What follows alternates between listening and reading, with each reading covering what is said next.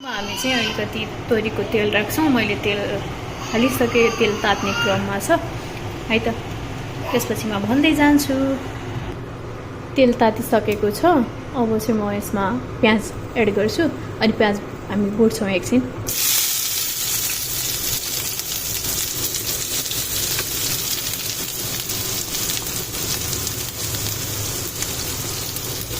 Okay,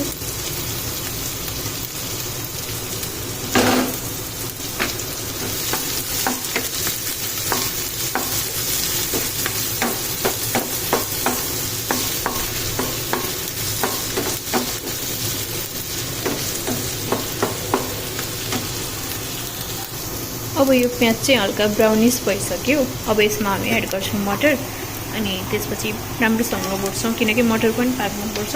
हुन त काँचै खाए पनि हुने चिज हो, तर यो अचारको लागि चाहिँ पकाउनुपर्छ है त। हामीले यो मटर हालेर पनि भुटिसकेका छौँ।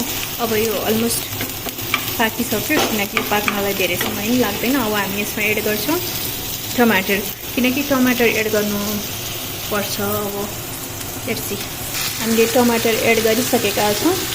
अब यो टमाटर एड भइसकेपछि हामी यसलाई राम्रोसँग चलाउँछौँ अनि यसमा एड गर्छौँ नुन र बेसार, किनकि नुनले चाहिँ टमाटरलाई चाँडै गलाउँछ।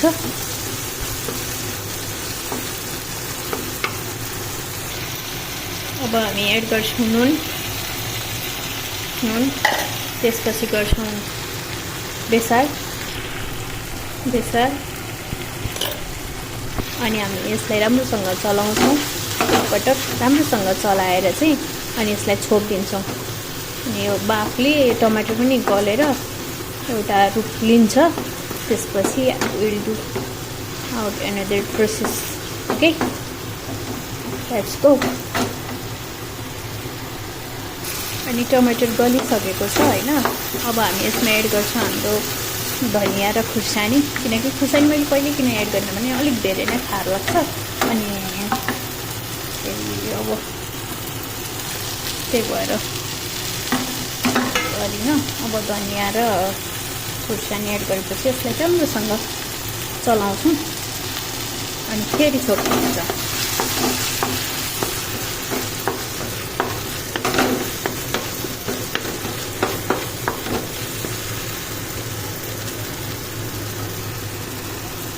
अहिले चाहिँ यो यस्तो बनिसकेको छ होइन। हामीले धनिया हालिसकेको, धनिया खुर्सानी हालिसकेपछि अब हामी यसमा हाल्छौँ हामीले निचोरेर राखेको काजलीको रस।